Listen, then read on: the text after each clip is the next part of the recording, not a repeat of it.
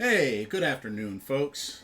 Blitzball Champs back with a brand new video brought to you by Blitzball Champ Gaming here on the U to the Tube. So, haven't done a gaming talk video in a while, but I wanted to take some time to talk about a couple of things, upcoming releases for this year, 2022, now that we're in 2022. I wanted to talk a little bit more about WWE 2K22 that will be on its way in March. And also, I wanted to give my thoughts on the recent announcement of Microsoft buying and acquiring Activision Blizzard, which is a pretty big deal. Pretty big deal. So I actually wanted to start the talk with that.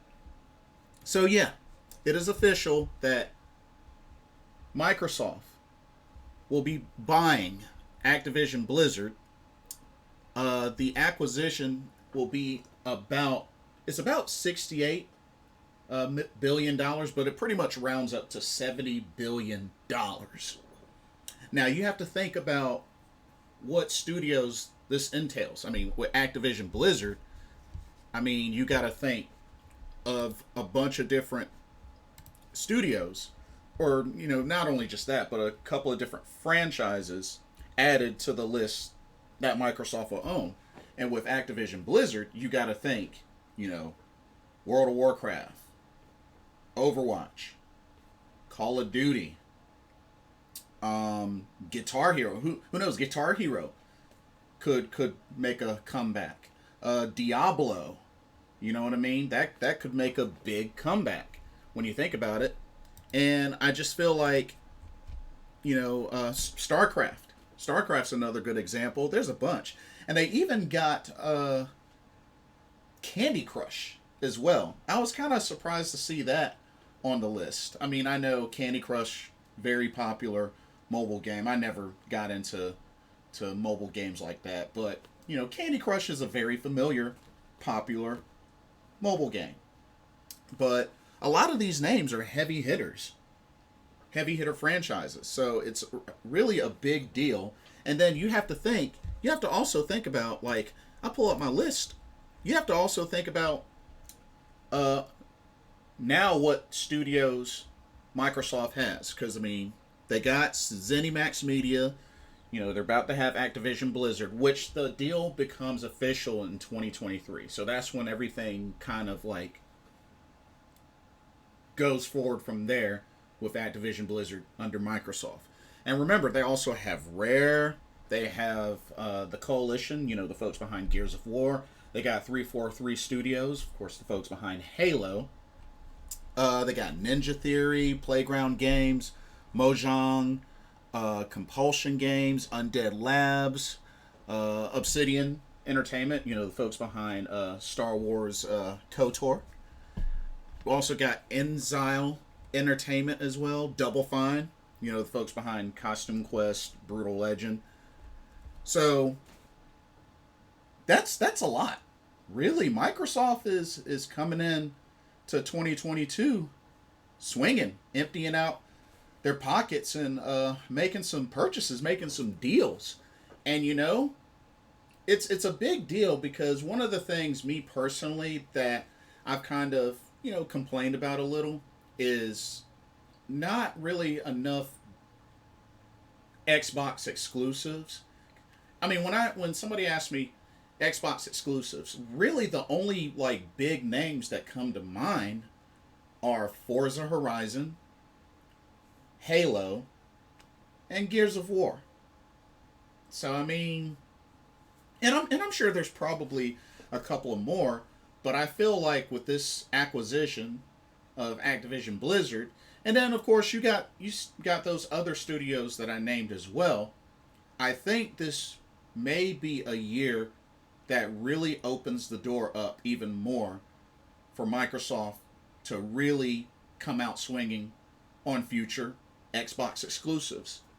Either Xbox exclusives, and what I mean is, exclusives to the console, Xbox/PC, or they'll get the head start on exclusive at first, and then maybe later on they may hit multiple consoles.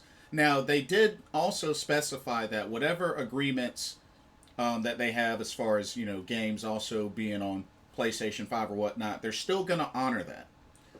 But you would have to imagine that at some point there may be some talks about, franchises like, Call of Duty, like Overwatch, potentially having some form of exclusivity, can't speak, to the Xbox One, the Xbox Series X. So that's what I'm thinking may happen. I know me personally, I really hope to be able to see more exclusives appear for Xbox. Not saying that I'm like an Xbox fanboy or anything like that. I mean, you have to remember, it's all about the video games for me. Like, it's never been about the console. Because I have to remind everybody, I have a Switch. I have a PS5. I have an Xbox Series X. I have a PC. So I cater to where the games are at. And there's many, many different consoles that have different games that I like. The only things that I'm kind of iffy about, that I'm not as strong or as consistent with, are handhelds. So 3DS, PSP, Vita, stuff like that, which I used to own, but honestly, I don't play them consistently as I hoped for. So therefore, I don't have those anymore. So that's really the only particular consoles, peripherals that I really like. The mobile gaming, I don't consistently do. So I feel like it's a waste for me. But that's just personal preference. But I think this is a big win for Microsoft. Now the only thing is, what are they going to do about the internal issues, staff, employee, work culture. Like, are they going to do something about that? Because with everything that's been going on with Activision Blizzard, I think a lot of folks are hoping that gets addressed and gets taken care of. Because, like I said, one of the things that I had stopped doing, I stopped playing Overwatch, mainly because of what's been going on. And I've never really been that big of a Call of Duty fan. I mean, Call of Duty, like, to me, being that, like, a new one's come out every year, really the only thing I'll play is the campaign. And if friends want to play multiplayer, yeah, sure, I'm down. But other than that, I just haven't really been consistent with Call of Duty like that. But, Overwatch, I used to play a lot of Overwatch, but I'm really hoping that the employee work culture and such really gets addressed and changed along with this acquisition. Because I know that's something that a lot of people are hoping for with all the drama and mess that's been going on. Hopefully that gets addressed, fixed, squashed, all that. Because, like I said, this is a big deal for Microsoft, but I hope everything, not just what they'll be acquiring, but all the other issues as well get addressed and get fixed. So, here's hoping, but wow, Microsoft really starting off the new year swinging. Buying Activision Blizzard. It's a big deal. A lot of big name franchises in that deal, and that just adds more to Microsoft. So, it's a big start for them. Have to see what this ends up leading to. So, we'll see what happens. Also, more information has been shared about the details of WWE 2K22. So, it's going to have a couple of different editions. So, Standard Edition, which is $60, which will be PS4, Xbox One, PC, and $70 on current gen, like PS5. So extra $10 will be physical and digital. They have a cross-gen bundle, which will be $80, which includes Standard Edition, Rey Mysterio Starcade 96 pack, and can be played across both current and previous gen consoles. There's a $100 deluxe edition, which includes standard The Undertaker Immortal pack, which includes 3 Undertaker personas, Evo cards, and an additional Undertaker related content. So it's going to have that, which I believe for most places it's going to be a pre-order bonus.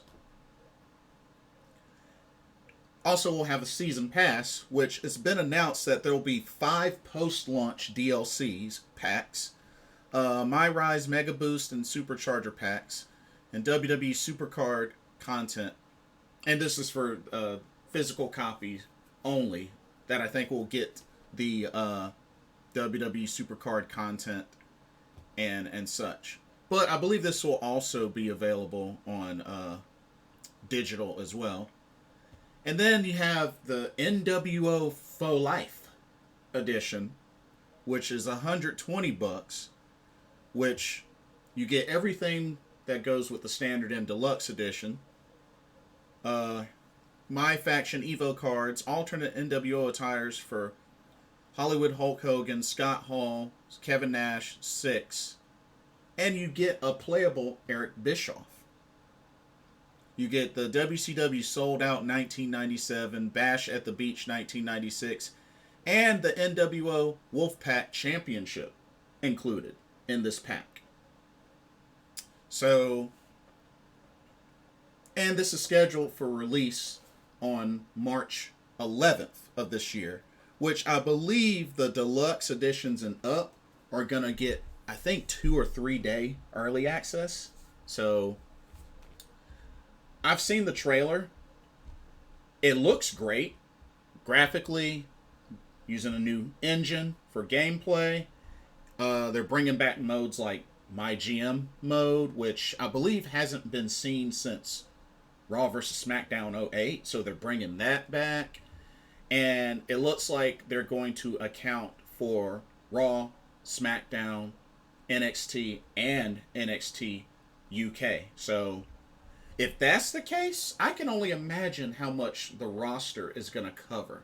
Now, I know there have been a lot of releases, but, I mean, if they're still trying to cover, the whole roster between those 4 brands, hopefully, that'll include everybody that's still here. That'll include everybody. Like I said, it won't be too long before March 11th arrives, so hopefully everything, with the final roster will be signed, sealed, and delivered in due time. And just, like I said, Rey Mysterio is going to be the cover guy, and he's also going to be the 2K showcase guy. And like I said, I'm a big fan of Rey Mysterio. I've met him before at GalaxyCon. Great, awesome wrestler, awesome person. Pretty much one of the premier true pioneers of the cruiserweights, of Lucha Libre. Rey Mysterio, long legacy, still ongoing career, bringing up Dominic Mysterio into the business, his son. So a lot of legacy and a lot that he's done in his career. So, I think it's cool that they're honoring Rey Mysterio with this release, and hopefully with them taking a year off, to do this, hopefully they fixed a lot of things. And who knows, y'all, this actually could end up being a home run. We'll see come March and what other information that they release. But you know what? I got a good feeling. But we'll wait and see. And also wanted to list, I was checking out an article on GameSpot.com that were listing the upcoming games release schedule. So kind of wanted to share some of the games, and I'll put the link in the description, and y'all can let me know what games y'all are looking forward to. But There's not really anything specific this month. I mean, I know a lot of people are probably pretty excited about Monster Hunter Rise on PC, God of War on PC. I know a handful of friends of mine that are Monster Hunter fans. Rainbow Six Extraction, which I might check out via Game Pass, which I believe it's going to be on Game Pass. And, I have enjoyed previous Rainbow Six games. Vegas 2 is like one of my favorites. But, I may check this out. I didn't play a lot of Siege, but I may check this out if I got friends interested. But, it's one of the big releases this month. Windjammers 2, I got a couple of friends that are excited about that. Of course, I'm not a Pokemon fan, but I know Pokemon Legends Arceus coming to the Switch next week. I know a lot of people looking forward to that. A lot of my friends are Pokemon fans. Not a fan of it, but I respect its popularity, and it's been a big moneymaker for years and years and years.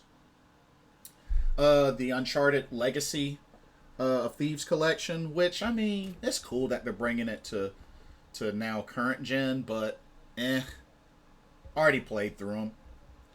I might consider the update or the upgrade maybe when it's discounted, but yeah. That's for January. For February, they have I don't know who all are Life is Strange fans, but Life is Strange Remastered collection, the 1st of February. I know a lot of people like Dying Light 2. Dying Light 2 Stay Human, that's February 4th. Shifu. I'm actually really, really excited for Sifu. I actually pre-ordered that digitally, which I think is only available digitally, if I remember correctly.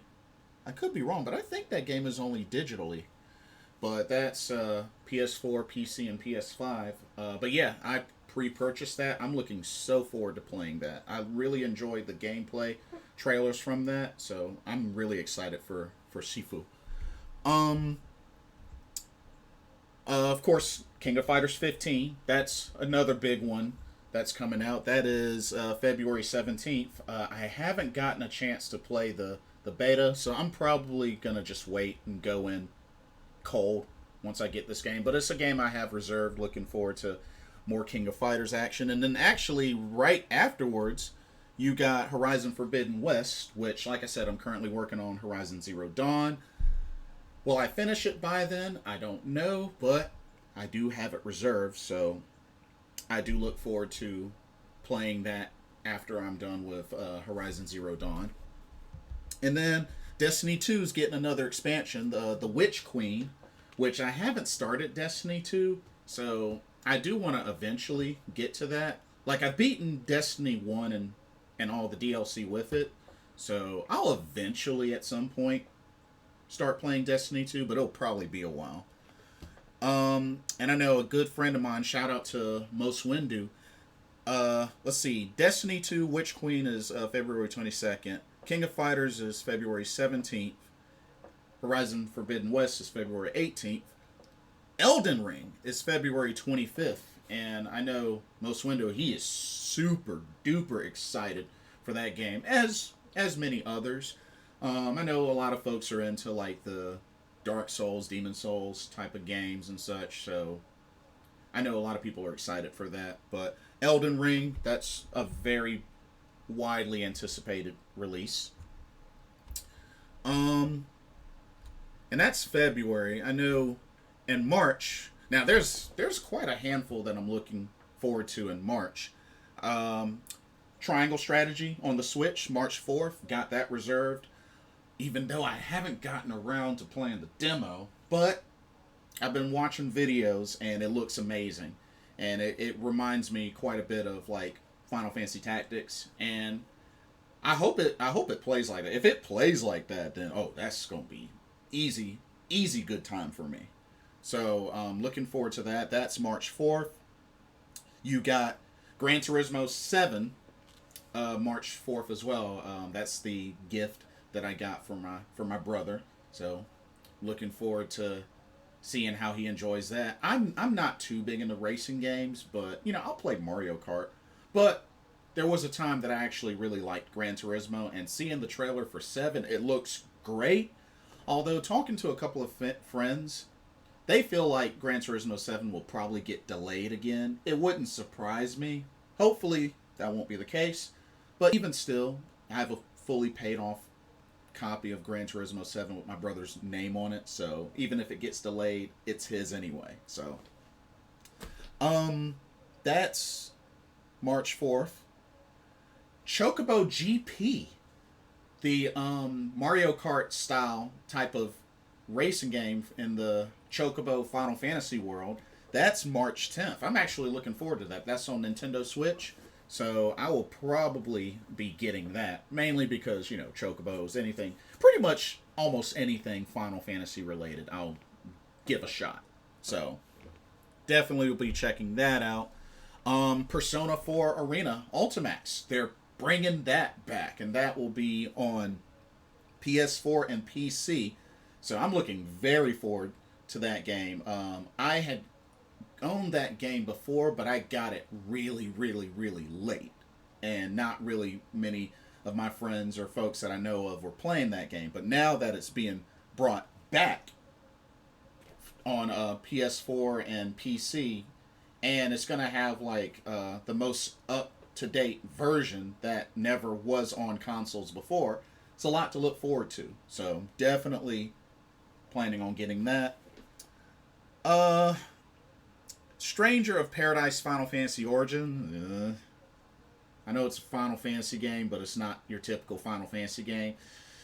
I may wait to see how the reviews do. It comes out March 18th. I'll wait to see how the reviews do before I make any decision on whether I get it or not. It's most likely going to be a no, but might end up getting good reviews. We'll see. Tiny Tina's Wonderlands. That I'm actually looking forward to well. It's from Gearbox, the same folks behind Borderlands. March 25th. Got a good friend of mine. Shout out to Two. Miss you, bro. He's one of the animators on that game. Definitely, same similar art style as Borderlands. So I'm definitely very interested in that game. I think it's going to be good. And that's going to be on PS5, PS4, Series X, Xbox One, and PC. So a lot of consoles getting love. Kirby and the Forgotten Land on the Switch, March 25th.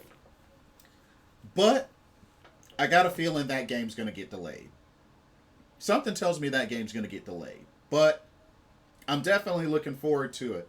An open world, probably Mario Odyssey style Kirby game.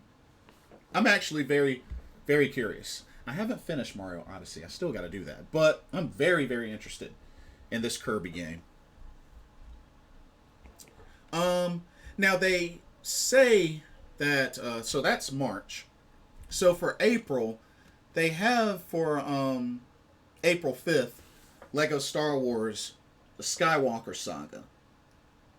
Now, pretty much this is pretty much going to have, I guess, a remastered Star Wars Lego collection of every Lego Star Wars game. It looks like that's what this is, and just one big, ginormous, I guess, remastered collection. So I know this had been announced before. So this says April 5th. Hopefully it won't get delayed again, but we'll see. But Xbox One, Series X, PS4, PS5, Switch, PC. So you pretty much can't miss it. If you want it, you can't miss it. So I'll probably end up getting it on Steam. But that's for April. For May, I know a lot of people are talking about Forspoken. I'll wait to see what the reviews are like. That's May 24th. I'm gonna wait to see what the reviews say. I'm gonna give it some time. Cuphead's making a comeback in June 30th. Cuphead, the Delicious Last Course DLC. So some new DLC for Cuphead. I haven't played Cuphead in forever. I streamed my playthrough of it, but it's been a long time since I played Cuphead, so guess that gives me a reason, June 30th, to revisit.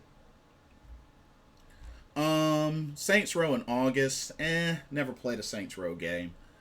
Uh, Against the Storm in October. Starfield in November. I know a lot of folks looking forward to Starfield. Um, and there's still some other games that have been announced that don't have a release date. I know we got Bayonetta 3 on the Switch. We got what else we got here? We got Company of Heroes 3. I know a couple of friends that are big into Company of Heroes. Oh yeah, they're doing a PS5 and Xbox Series X and S version of Cyberpunk 2077.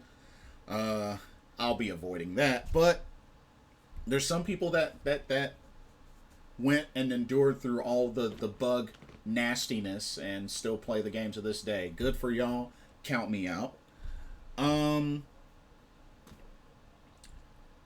Dragon Age 4, Dragon Ball, the Breakers, which looks weird. They're doing another Dungeon Defenders Awakened. But yeah, there's a whole bunch of games. Final Fantasy VII Ever Crisis, the mobile game, that's supposed to pretty much, I guess, account for the story of, all of the events that have taken place in the Final Fantasy VII story. Ghostwire Tokyo, still no release date for that, but it's an intriguing one that I'm looking forward to. Gotham Knights. I remember seeing the trailer about Gotham Knights. That should be really, really good. Looking forward to more information about that. Yeah, just going down the list here. They're doing another Mario plus Rabbids Spark of Hope, so another Mario Rabbids game. I have the first one. I haven't started playing it yet, but something I am going to keep an eye on. Let's see. But yeah, there's quite a big list. They're remaking the Prince of Persia Sands of Time for PS4, Xbox One, and PC, which is kind of interesting. I was never really that big into Prince of Persia. I played a demo of the second one, and actually the second one was pretty cool, but never was a fan of the first one, to be honest with you. But yeah, that's pretty much it. Oh yeah, Splatoon 3 on the Switch. I finally got a chance to play Splatoon 2. Never played a Splatoon game before. Played Splatoon 2. Actually thought it was cool. Actually thought it was really cool. So I'm actually interested in Splatoon 3. I might actually pick that one up. Star Ocean: The Divine Force, which I enjoy Star Ocean games, so I'll definitely be checking that out. Still no release date yet for Teenage Mutant Ninja Turtles Shredder's Revenge. I'm so excited for that beat 'em up, but there's no release date yet. That's going to be on Switch and PC. So I look forward to, once that's out, I plan on streaming a co-op playthrough of that. Love Ninja Turtles beat 'em up. Can never get tired of that. They're doing a House of the Dead remake on the Switch, which I'll keep an eye out for that. Breath of the Wild sequel for Legend of Zelda. I know we're still keeping an eye out for hopefully a release date for that.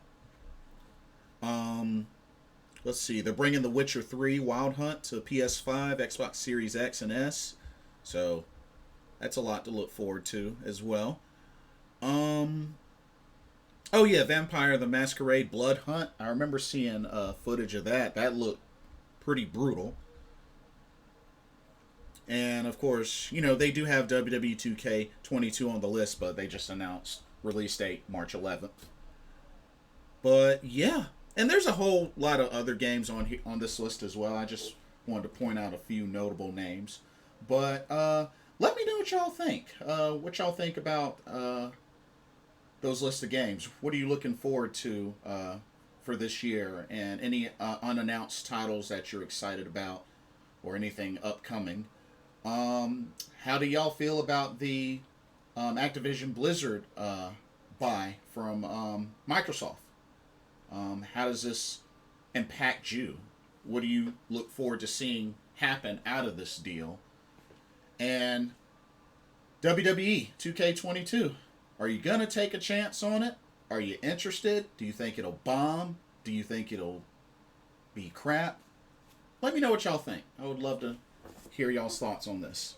But, oh, one other thing I wanted to talk about. So, G4 TV, the return of G4 TV. You know, I've taken a little bit of time to watch some X Play and Attack of the Show, and honestly, while I'm happy that G4 TV is back, I'm not as into it as I hoped to be. And it's not one of those things where, like, you know, oh, I wish the old hosts were still there, which would be nice, but, you know, a lot of the streams are like, you know, 2-3 hours long, episodes of X Play, Attack on the Show, stuff like that, which, I mean, you know, back then I was mainly used to, you know, 30 minutes to 45 minutes episodes of X Play, you know, maybe like 2 or so hours of Attack of the Show. You know what I mean? Like, when it's getting into the 3 hours or more, it just feels very drawn out unnecessarily. Like, I like being given an incentive to come back for more. You know what I mean? I like incentives like that. You know, when they had the 30-minute time slots for X Play and the, you know, the hour to 2 hour time slots of Attack of the Show, you know, it gave me a reason to come back, you know, to tune in consistently. But I just feel like a lot of their streams, a lot of their shows now just feel way too drawn out. You know, to the point where I can't consistently stay involved, stay hooked to it. You know what I mean? So, I mean, that's the only bummer part. Like, I can't say that I like or dislike the hosts and such. I mean, it is what it is, but I just feel like content-wise, I mean, some of the content's good, just, it's too much in, like, one sitting. You know what I mean? That's really my biggest complaint with the return of G4. So, I mean, like I said, they, you know, it just returned late last year. So, I mean, we'll have to see what kind of things that they do this year. You know, if they make any changes or whatnot, get any other deals, we'll see. But, I don't know, I'm just kind of a little bit bummed by how it's been going so far. But we'll have to see what happens. It could get better. Could always get better. But anyway, let me know what y'all's thoughts are on the return of G4 as well. Have you gotten a chance to watch some of the shows since the return? What do you think of the content? But anyway, don't forget to like, comment, subscribe, hit that notification bell so you don't miss a video. And thank you so much for your time. Thank you for watching. This is Blitzball Champ signing off for this gaming talk video brought to you by Blitzball Champ Gaming. Hope everybody has a blessed weekend, and I will see y'all soon. Stay warm and stay safe. Peace.